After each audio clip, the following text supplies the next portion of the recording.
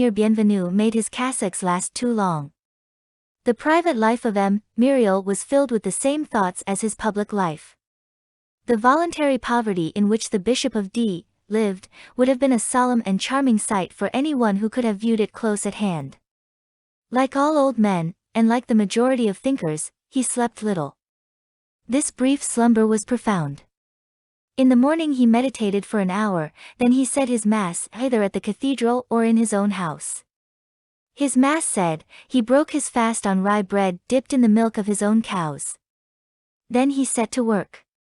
A bishop is a very busy man. He must every day receive the secretary of the bishopric, who is generally a canon, and nearly every day his vicars-general. He has congregations to reprove, privileges to grant, a whole ecclesiastical library to examine, prayer books, diocesan catechisms, books of hours, etc., charges to write, sermons to authorize, curés and mayors to reconcile, a clerical correspondence, an administrative correspondence, on one side the state, on the other the Holy See, and 1,000 matters of business.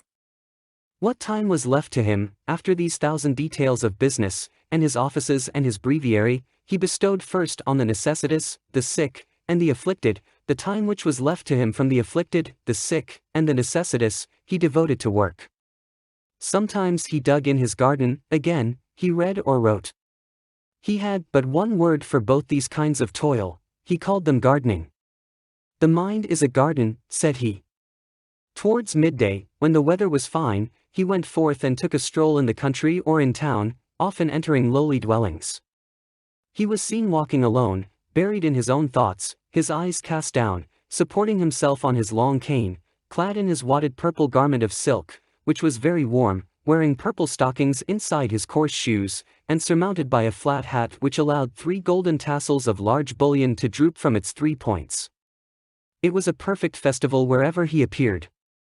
One would have said that his presence had something warming and luminous about it. The children and the old people came out to the doorsteps for the bishop as for the sun. He bestowed his blessing, and they blessed him. They pointed out his house to anyone who was in need of anything. The Comforter. Here and there he halted, accosted the little boys and girls, and smiled upon the mothers. He visited the poor so long as he had any money. When he no longer had any, he visited the rich. As he made his cassocks last a long while, and did not wish to have it noticed, he never went out in the town without his wadded purple cloak. This inconvenienced him somewhat in summer. On his return, he dined. The dinner resembled his breakfast. At 8:30 in the evening he supped with his sister, Madame Magloire standing behind them and serving them at table. Nothing could be more frugal than this repast. If, however, the bishop had one of his cures to supper, Madame Magloire took advantage of the opportunity to serve Monseigneur with some excellent fish from the lake, or with some fine game from the mountains.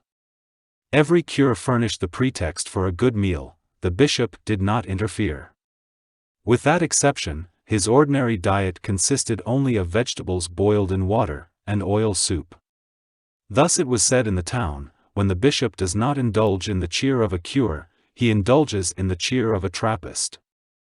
After supper he conversed for half an hour with Mademoiselle Baptistin and Madame Magloire.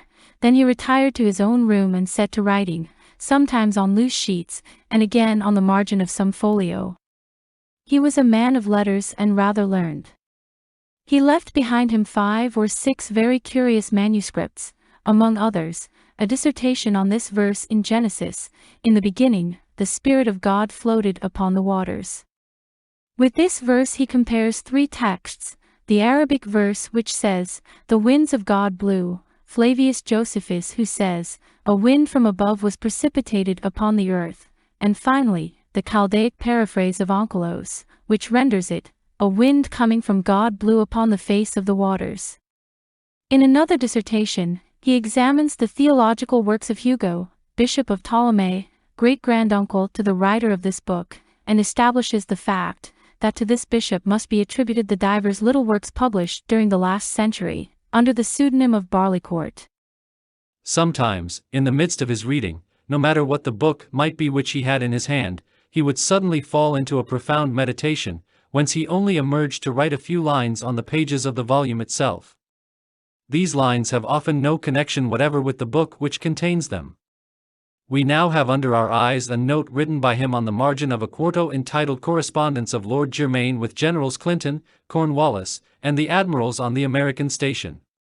Versailles, Poincot, bookseller, and Paris, Pisset, bookseller, Quai des Augustins. Here is the note.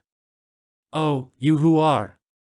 Ecclesiastes calls you the all-powerful, the Maccabees call you the Creator, the Epistle to the Ephesians calls you liberty, Baruch calls you immensity, the Psalms call you wisdom and truth, John calls you light, the books of Kings call you Lord, Exodus calls you providence, Leviticus, sanctity, Esdras, justice, the creation calls you God, man calls you Father, but Solomon calls you compassion, and that is the most beautiful of all your names.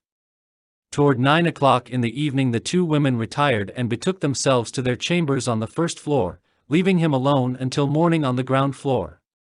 It is necessary that we should, in this place, give an exact idea of the dwelling of the Bishop of D.